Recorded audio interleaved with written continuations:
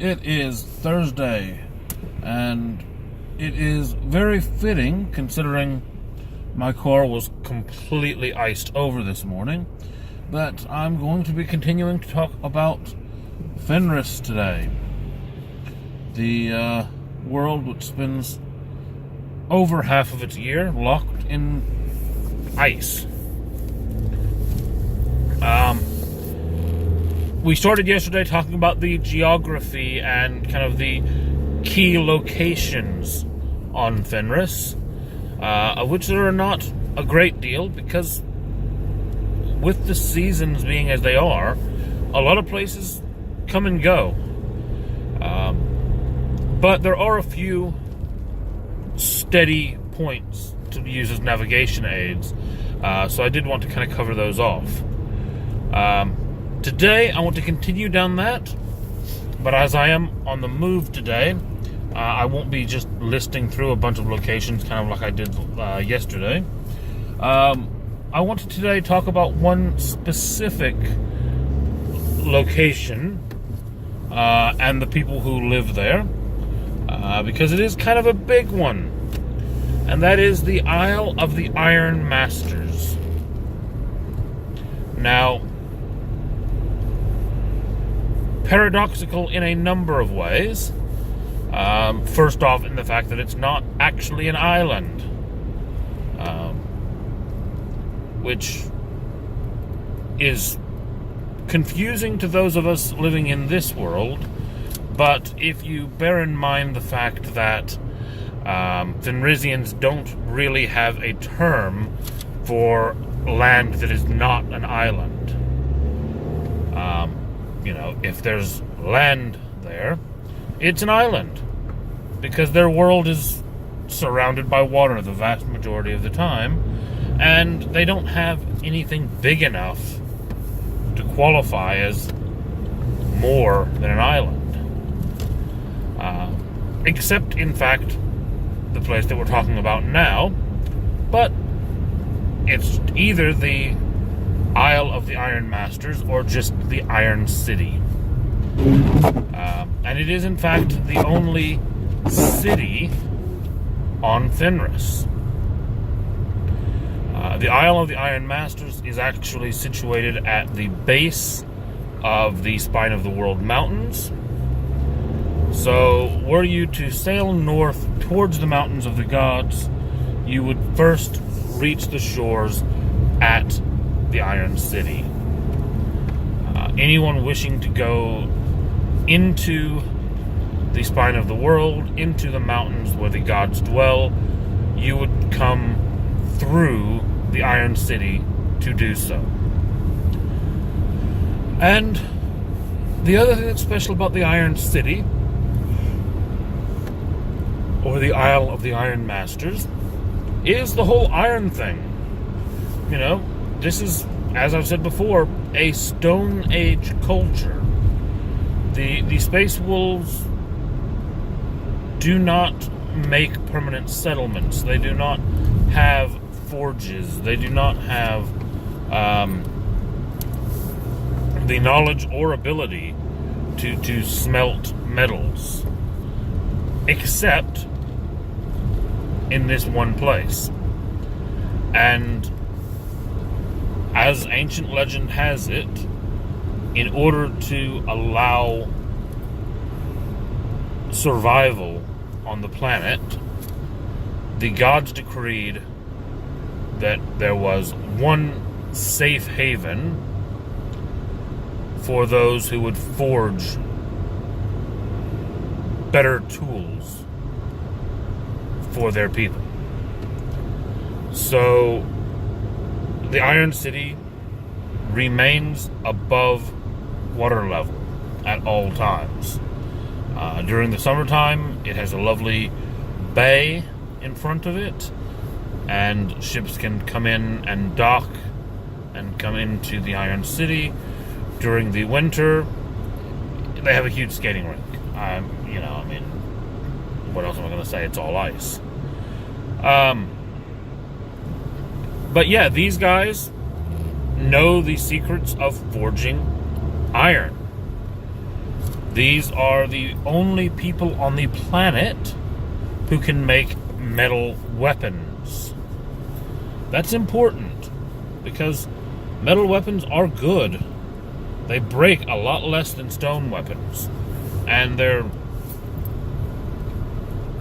relatively more durable even than bone weapons or things of that nature. There might be advantages one way or another of metal over bone, but in a lot of cases, metal is preferred. And these are the guys that can provide that. The city, which is unlike anything that Fenrisian residents have seen anywhere else on their planet, is actually a place of permanent buildings, structures, for lack of a better term, factories. This place is in a world that is a Stone Age culture. The Iron City is about halfway through the Iron Age. They are leaps and bounds more technologically advanced than the rest of the planet. The problem is not Fenrisian intelligence, it's Fenrisian culture, I guess you could say, but it's also just the Fenrisian way of life.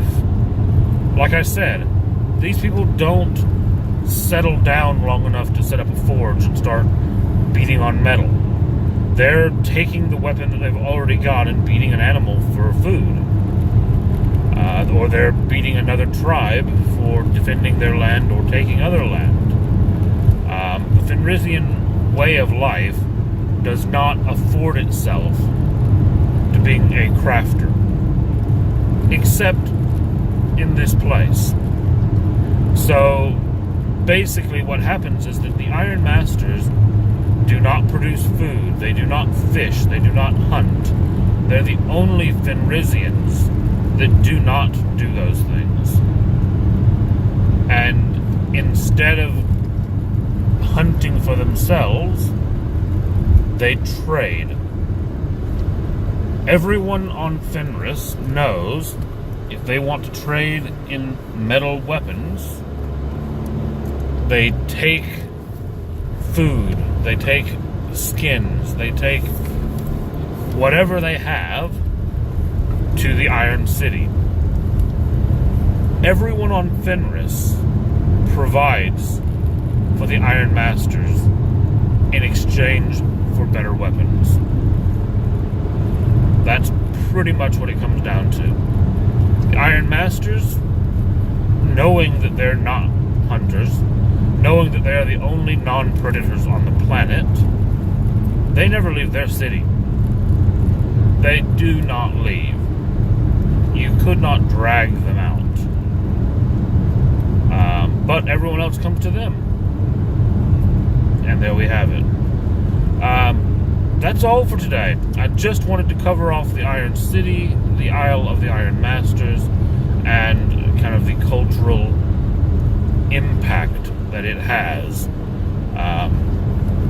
Basically providing methods for the people to fight and hunt and live better, while never really being part of the culture at all. By many, they're pitied. They're trapped in this fire-belching city while the rest of them are out on the open water.